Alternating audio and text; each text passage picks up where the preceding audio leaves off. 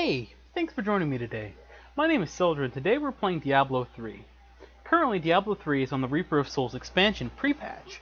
This means we have access to Reaper of Souls balance changes and a taste of Loot 2.0. Today I'll be showing off my Witch Doctor. He has around 15 hours of playtime at max level and is 100% Loot 2.0 no auction house geared.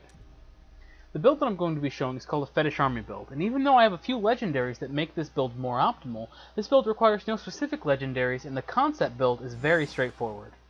My current stats are around roughly 95,000 damage and 950,000 toughness.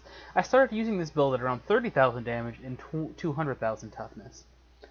The core abilities that power this build are Vampire Bats and Fetish sycophants. Vampire Bats have no channel cost, and you are able to endlessly channel it, giving you a fair amount of fetishes that spawn. Each fetish seems to have a health pool that's linked to mine, and they're able to draw fire. They also deal 180% weapon damage.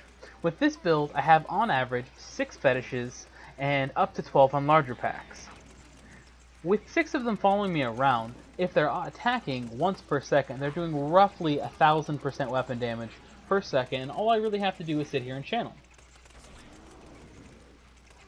Compare this to the paltry damage of Zombie Dogs or Gargantuan, which are around 12% and 100% weapon damage respectively before runes, and Fetish Sycophant only needing 1 passive and 1 active, and the active actually is a damage-causing ability compared to the most pet builds that eat 2 actives that deal no damage and 1 passive, if not more, for things like Sacrifice and Circle of Life, and you leave yourself quite a bit of room to play around with. The build that I recommend is Corpse Spiders with Widowmaker's rune, Fire Bats with the Vampire rune, and then Locust Swarm, Spirit Walk, Mass Confusion, and Big Bad Voodoo. So Widowmaker's here, and then I'm going to run Locust Swarm, and the reason we're running Locust Swarm is it just sort of is a filler, and it makes, I just found that it was giving us a lot of damage. Locust Swarm is one of the more choice. If you prefer the CC from Grasp of the Dead, or even the CC from Hex or Horrify, you're more than welcome to do that. However, I'm running Searing Locusts. I do have a build where I have a suggested, easy to work into build. I'm going to be running Spirit Walk here, and the reason for Spirit Walk is you are able to just avoid quite a bit of damage. I like to use Jaunt, although a lot of people like to use Healing Walk or one of the damaging ones. Jaunt just keeps me in Spirit Walk longer, lets me cover more damage if I'm using it to run around, and lets me live longer and do more damage while invulnerable if I'm using it to avoid a specific affix.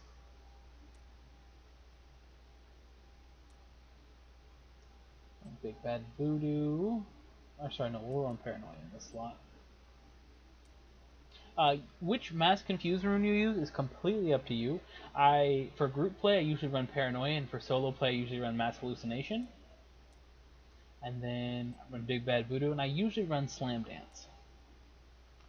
And then, instead of running Pierce the Veil, I recommend Spirit Vessel. Okay, so this is the normal build. As we go along, we'll see, I just throw, start the channel, let them die. It does take a little while when I don't have any fetishes up for things to start to get dying, and that's where the Pestilence comes in. But once I have the fetishes up, you can see that they're hitting for around 300,000, and I only have 80,000 damage right now.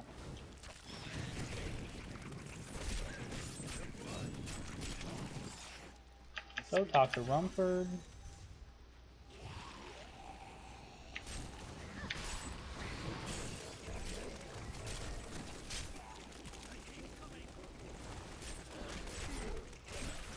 One of the things about this build that I think a lot of people, my friends, had issues with is the idea that you, in most normal builds, especially people that have been playing for a while, when you run a Vampire Bats build, you usually want to move a lot. And because this build is very finicky on your mana usage, especially when you're using Locusts, that's why we're using Widowmakers, by the way. Because this build is very finicky on your mana pool, you don't really want to move. Most monsters will come to you, so as long as you're hitting 1 or 2 monsters with it, and look at the range. Notice the range here. on it. As long as you're hitting one or two things with it, it's worth it to just sit there and keep the damage going, unless you have the mana to be able to reposition yourself. So when you're more comfortable with this build, some of the things that I think that you should try out is when you don't need Widowmakers, you should try moving to any other primary ability that you prefer, Firebomb, Poison Dart, whatever. I like to use Spider Queen because you can throw out Spider Queen, channel for a good 15 seconds while the Spider Queen does a roughly 100 damage per second. I think it ends up being like 105 or something of that nature.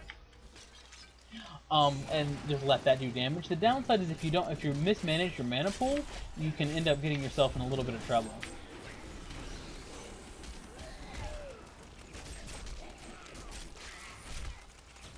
Like I said, the build is very much a build that ramps up. One of the things that I really like about this build, and I mentioned it a little bit earlier, is that you're really able to get a significant advantage over most pet builds by being able to bring anything that your group needs. If your group needs you to run Horrify or Jinx, so that you can have the crowd control on elite mobs, you have the ability to do that and put out an immense amount of damage.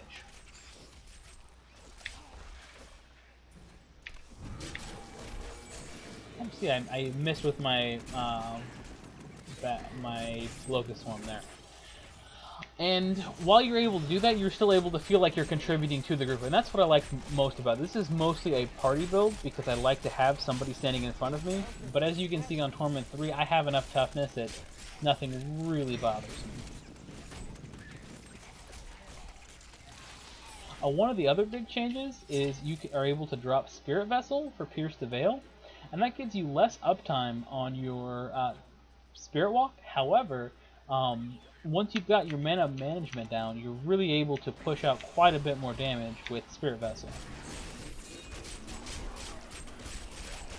But I want to show just how many fetishes I'm going to have at the end of this pull. And this is a relatively small pull. You have even more at the end of an elite pull. Okay, we can't count little ones, so I've only got, what, 1, 2, 3, 4, 5? I had 5. 2 of them died pretty much instantly. The little ones are from my legendary Gidbin. Those only do 60% weapon damage, but they're still really strong. Why I'm using the Gidbin over, you know, a loot. Any other weapons I would have found with Loot 2.0. And like I said, I have found everything that I'm wearing.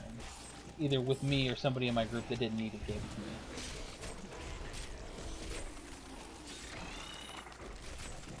Just meld scripts. I'd really like to find an elite pack before we wrap things up. There's usually one with the mother.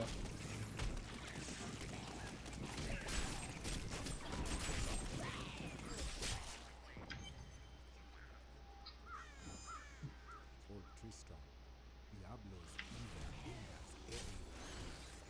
There is much to lament in this tragedy.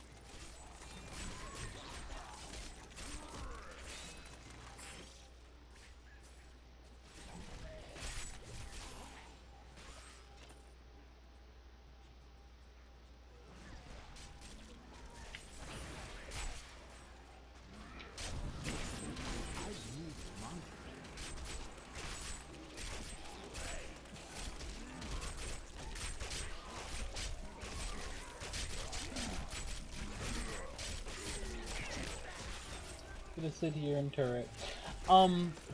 When I say mana management, this video has not been very demonstrative of that because I'm literally just able to sit and turret.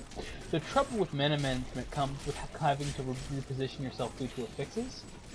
And so being able to know when to just pop your Spirit Walk and just continue channeling is quite helpful. And like I said, the style of being a turret takes a little bit to get used to, but the build by itself becomes extremely satisfying and rewarding. Just because you just get to sit and watch your army of little stickmen poke everything to death. Anyway, thank you for watching, and this has been a video by Sandra.